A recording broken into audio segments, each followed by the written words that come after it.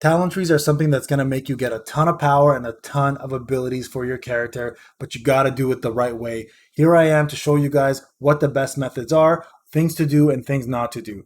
Let's get into it.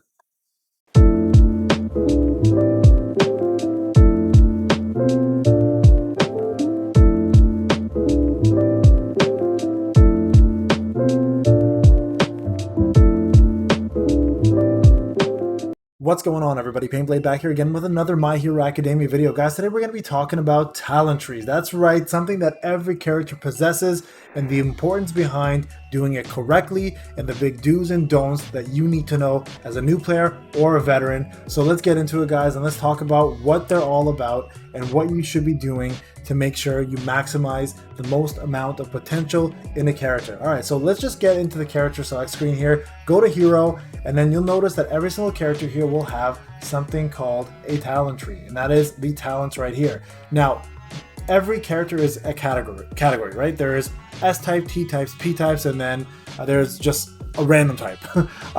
And the way this works, guys, is everybody shares the same amount of genetics here, okay, so DNA. So this here is essentially what you use in order to level up your talents. Now, the way the talent tree works is it's separated into three different parts. There's a left layer, a top right, and a bottom right layer for the most part, and each of them branch out and do specific things, all right? So let's take a look at Fumikage for a second. So he starts off, you always start off in the middle here, right? This is gonna be your special. You always, it costs the least amount, it's always 1 point, and it activates essentially what the move does. So in this case, Dark Shadow Power, it's called Chaotic Rampage level 1. Dark Shadow Power often overwhelms Tokoyami's control. Gaining the liberated status has a 5% chance of entering the Rampage status, increasing attack by 100% and move speed by 20%, while red lights surge around Tokoyami. Now, he is a crazy character, first off, so this move alone is psychotic. All right, in a good way. So now what you guys want to do essentially is branch out in what kind of path or what kind of play style you want to do, right?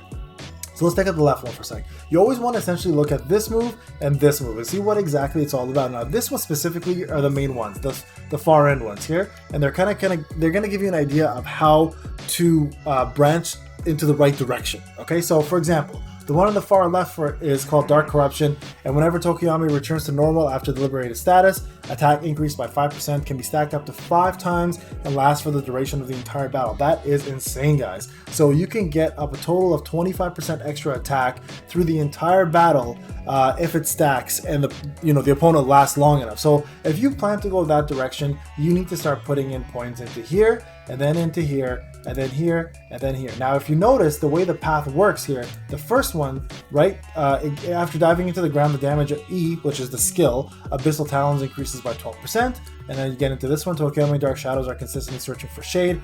Every stage of the Shadow Strike drains 1 point to the Shadow meter, which is great. And then lastly, Tokoyami Dark Shadows become more invigorated as they feast upon their prey. The last stage of Shadow Strike increases movement speed by 3% for 3 seconds. So it kind of gears into complementing the last talent, right? So this one here increases attack, and then this one here essentially lets him, so it's called Fearless Knight, controls the dark shadows and the darkness to fight in a more cooperative manner. Every 10 points in the shadow meter increase the chance of rampage by 2%, and damage increase as well too, right? Now rampage is this one here, Chaotic Rampage. So keep that in mind, increasing the attack by 100%. So this just increases it further, right? So that's a really good one to have as well too.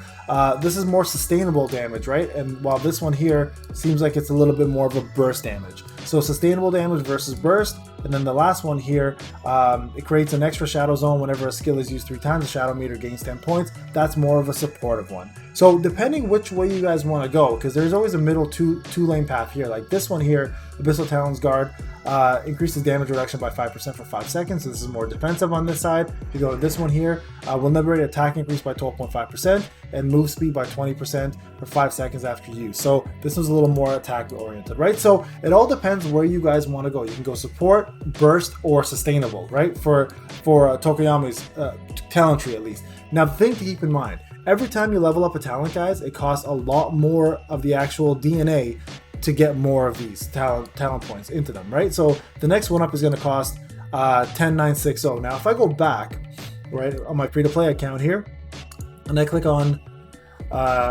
Deku here, oh sorry, I didn't want to deploy him. Let me go back here for a sec. Sorry, let me redeploy my character. and then go back this way. If I go to his talent tree, he only has 10 in there. If I click on any of his skills, it's going to cost you less. But the point again is that you share the same talent points, all right? So keep that in mind. Now, in order to get these, there's a few different ways. There's a battle shop, of course, where you can purchase it using these battle points here that you've been collecting from. This is from the Super Co-op Battle Mode. Another way of getting them is through the mall, where you can actually purchase them using your heroic coins. I don't recommend that path. If you're free to play, it's going to cost an arm and a leg, guys. So it's not sustainable. It's way too expensive. So just be patient on that. And then another way to get it, of course, is the Hero Daily Quests. After you complete them here, there's a chance to actually get them. You see I'm missing one here. I actually need to get it done. So while we're waiting, let's just get this going here. There's a rush ticket. I'm actually going to use one because they've actually provided us with a few. So I'm going to rush here and let's just see if I can get the actual DNA for Tokiyama here. So let's see here. If I go here, click on it. So there you go. I got 4,000, and this one is a T factor. So this is for T units. I currently own 6,220. So we'll go back and use that once we're finished this reward section. There we go. Got something here. Perfect. That is a flip for an extra turn on one of the co-op battles. So if I go back, guys, and I go to a tech character, right? So this is an S character. There's a P character. If you go to their talents here, guys, you can see I have 700 left. Nothing here can be done with 700. If I go over to Kaminari, I don't think I have enough here. And Sue actually requires, there we go, perfect. Minata here can actually use this. Now, this is what I meant. Like, look at that. One thing took all of it away, and now I'm required to get these again. So the DNAs are very important, guys. So the big no-nos is spreading this out. Like, you definitely don't want to spread that out too far, because if you start giving it to every character just to get their skills up, you're going to run out really, really quickly, guys. So your best bet in the beginning is to focus on the characters that you want to put effort into.